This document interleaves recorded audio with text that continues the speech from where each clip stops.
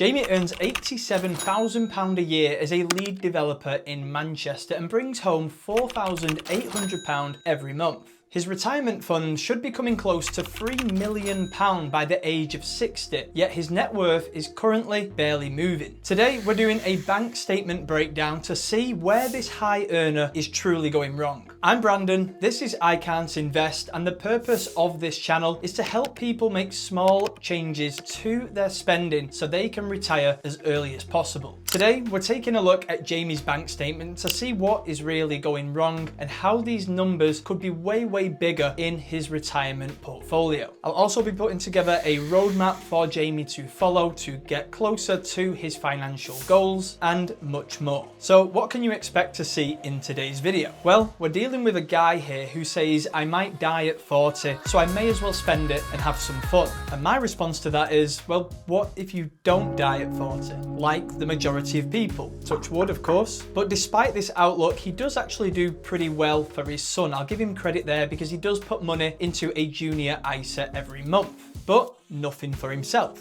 We ran the numbers and his social life is costing him £1.7 million in the long run. And his car payments are costing him another 950k. There's a lot to digest here, so let's get into it.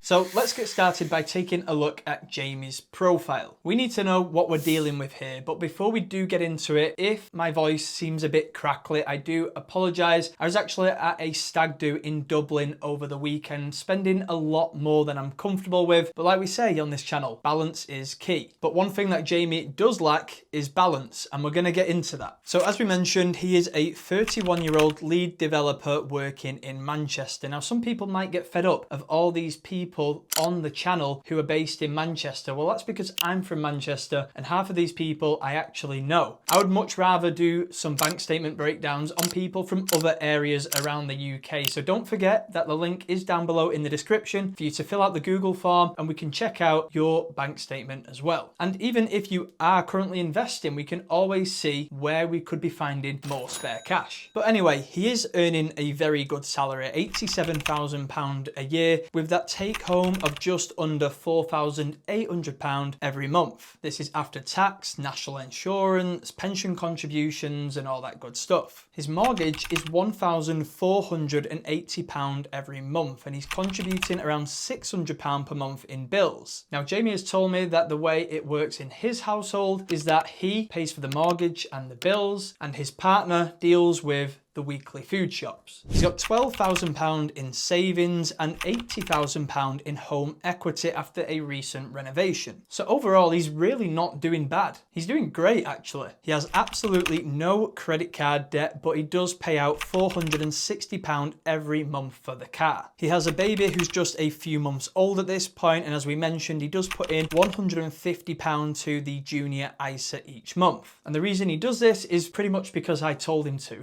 When it comes to other investing experience, he does actually invest from time to time in stocks and crypto, but he's a very impulsive person. And if he wakes up that morning deciding to sell, then that's what he does. So I do feel like we've got some work to do here. Now, before we get into the bank statement breakdown, in the past, in previous videos, I have gone through each line one by one. However, I do feel like this may come across a little bit tedious, especially when some people are going to Costa Coffee 27 times in a month. So what I've actually decided to do for this one is group certain items together. I just felt like this was a little bit less repetitive, but I do want to hear what you guys think, so do drop a comment down below with the format that you prefer. So the way this works is I am going to break down each spend into 3 different categories. First of all, we have the essentials, which will be marked in green, which is something that is an essential spend, pretty self-explanatory. Next, we have the yellow category, which is called allow it. These are things that are by no means essential, but it would feel rather harsh to put them into the red category. And speaking of the red category, we call this one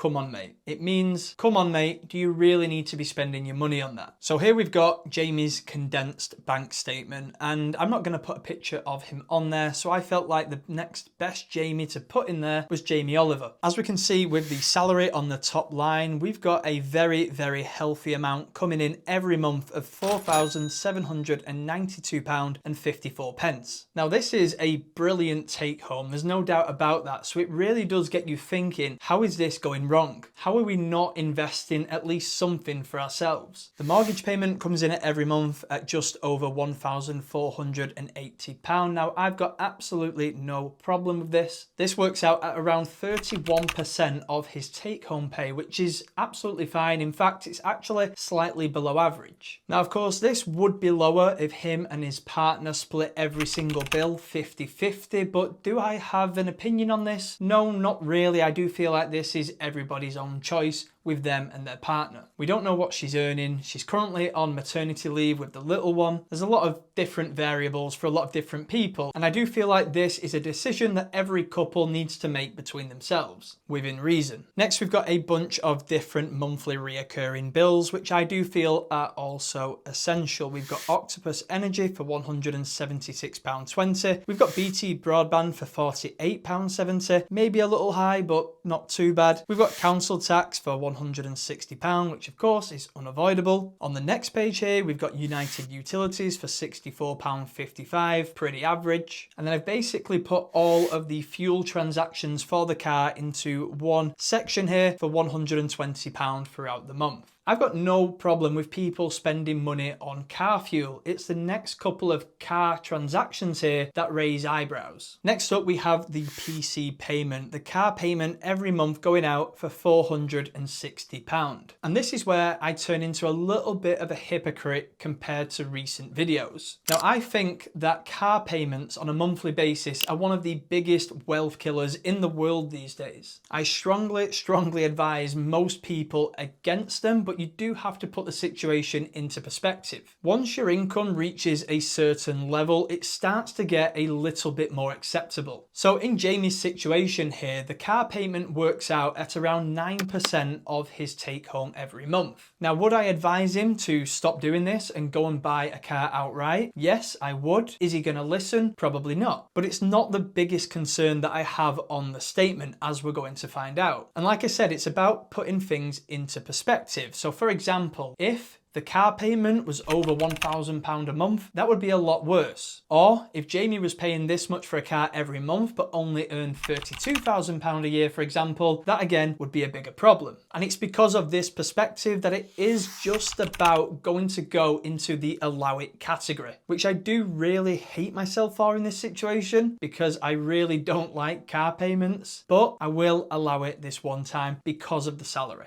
And then next up, the other car related transaction is the parking in the city centre when going to work. Now this works out at around £148.50 every month, depending on the amount of days that Jamie is working from home or going into the office. Now for me, this goes into the allow it category again. And there's two reasons here. Number one is that it isn't really that big of a deal in the grand scheme of things with what we are about to see. Especially when you compare it to the prices of trains these days, there's probably not a lot in it. Now in some people's personal situations, they may actually sell the car and just use public transport, which makes a lot of sense. But with a small baby, the car is pretty much essential, especially when not living in the city centre himself. So the parking goes into the allow it category, and it is the same again with the subscriptions. Now for some people, the subscriptions would go into the come on mate category, but at £52.90 for the likes of Amazon, Netflix and this kind of stuff, it really isn't putting much of a dent into that take home. Now if you're struggling to find spare cash in your statement, these are the types of things you start to get pretty strict with. But when you're earning almost £5,000 a month, this £52 standing at around 1% isn't the problem. And that's why now we are going to move on to the real problem items of this statement. First of all, we have the spending on pubs and bars, and it is mostly food and a few drinks for him and the family. But this is coming in at around £560 per month. Next up, we have the category that I call convenient food. So this isn't necessarily the big dining out costs, but it is more the takeaways, the Nando's, and this kind of thing, coming in at around £125 per month. And then we've got the third problem in this wider food category, which I've labelled here as the work spend. Now this is going out for a quick pint after work, it's going to Greg's and getting a quick bite to eat, this kind of stuff. And throughout the month, it was coming in at just over £170. So on a monthly basis, this is coming in at just over £850 per month. And this is the crazy waste of money, not the petrol or the subscriptions. And then some other notable spend. We've got the Junior ISA for £150. Now, like I said, this is great. This is one of the good things that Jamie is doing. And we're going to run the numbers on why this is so good very shortly. We then have the monthly gym subscription at £60, and we have the phone bill at £60 as well. And both of them will be marked in yellow. And then to finish off, we have the miscellaneous, which is just little bits here and there. I mean, it was his mum's birthday, so there was a gift. It's not a reoccurring spend, but it is money that you still have to fork out for. This means that total spend for the month was just over £4,285, leaving him with just over £500 at the end of the month. Now, when we categorise the overall spending here, it starts off pretty promising and then just tails off. The total for essential spending comes in at £2,387, which is roughly around 50% of that take home. So at this point, I'm thinking, great, I've got 50% left to work with here, but it doesn't work out as great as I would have thought. The overall spend that I put into the allow it category, which of course is subjective, was £983, roughly around 20% of that take home. Of course, if you wanted to take that car payment out of that and move it into another category, it would look very different. But the biggest problem for me with all of that spend on food and drinks and socialising comes into the come on mate category at £915.17. This time catering for around 19% of that monthly income, which does actually leave around 11% of the income on the table, which really isn't a bad situation to be in. We just know we can do a lot better. So now it's time to run the numbers, and this is where things really get interesting. But first of all, credit where it is due. We have the Junior ISA, £150 per month. We can't forget that. And over a 18-year period with an average 10% return, we are looking at around £85,000 for his lad to start his adult life. So some of the stuff here is actually really good, but some of it is really bad. So we need to see what this crazy spending is actually costing Jamie in the long term. Now, I feel like I could have been way more brutal with some of the categorizing of the spend, but we do have enough to play with. First of all, if we did want to put all of Jamie's come on mate spending from that category into a stocks and shares ISA, that £915 per month with an average return of 10% per year, which of course is the average of the S&P 500 over a 30-year time frame, taking Jamie to the age of 61, which is still below the average retirement age. This would work out at a staggering £1.88 million tax-free later in life. And then if we want to make Jamie's eyes water even more, we're going to take that whole come on mate category again, but also add the car payment in there as well. This tallies up to £1,375 per month. So again, with that 10% return over a 30-year period, we're looking at £2.8 million. And the crazy part is it would still be below the annual allowance for the stocks and shares ISA, so it's still completely tax-free. Of course, these figures can change with our government in the future, but for now, we work with what we've got. But of course, we do have to be realistic here. So I feel like something that is more realistic is to take 50% of the come on mate category. In this situation, we're looking at a monthly investment of £457.50. Again, 10%, 30 years, we're looking at £940,000. so just under the £1 million mark. Bear in mind that even after the crazy month that we've just seen with all that spending, he still had more than that left over from his take home. So it does feel really, really, really achievable. And I've already told him that the incentive is there. He could be retiring in Portugal playing golf every day, and I would love that for him, so I can go as well. Guys, if you are enjoying this content, this is just a reminder to please like the video down below and subscribe for more weekly content like this. And again, if you do want to feature, in the description there will be a Google form where you can provide the details that we need to then provide a bank statement breakdown for you. Let's finally get someone outside of Manchester. And the last thing on that is that, of course, all of the information provided will be kept anonymous. Now, to wrap these videos up, we always put a roadmap in place for these people to follow so they can get closer to financial freedom. Now, in the past, these have usually been 3 or 4 steps, and it usually involves paying off debt, building up an emergency fund, and then moving forward. However, due to Jamie's high earnings, this is slightly different. Step 1 is actually optional. It is to ditch the monthly car payments. Now, as I mentioned, I don't feel like this is make or break here. Of course, it would help. It would build up a bigger pot later in life, but it isn't the biggest issue. And step 2 is to reconsider that spending in the come on mate category and start investing.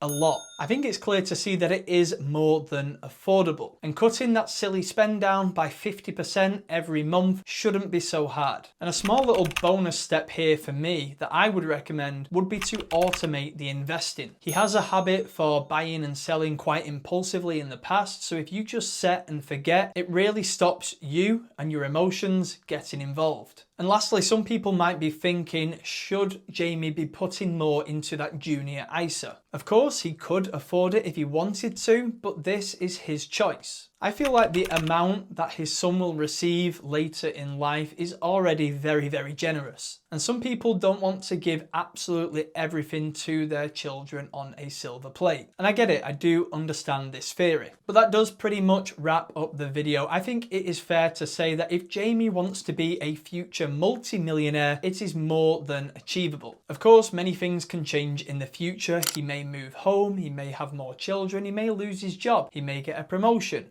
Who knows? But the purpose of these videos is to really just paint the picture of what could be. Like I said, if you did enjoy the video, please do drop a like, please do subscribe for more content like this, and comment to let me know what you think of the format. Thanks for watching, and I'll catch you in the next one.